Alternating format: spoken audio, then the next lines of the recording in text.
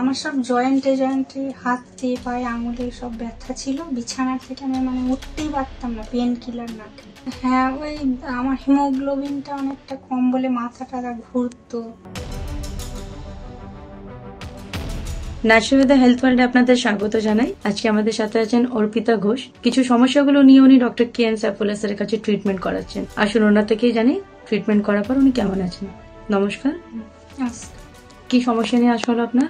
আমার সব জয়েন্টে হাতে পায়ে আঙুলে সব ব্যথা ছিল। বিছানা থেকে আমি উঠতেই পারতাম না পেন কিলার না খেলে।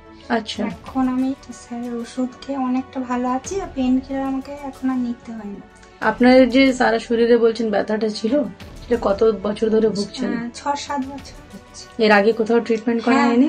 অনেক দেখিয়েছি, অ্যালোপ্যাথি ওষুধ খাচ্ছি, সন্ধ্যা অব্দি হচ্ছে, আবার তারপরে আচ্ছা, শুধু ওই কিছু ঘন্টার জন্য আরাম হতো আপনার?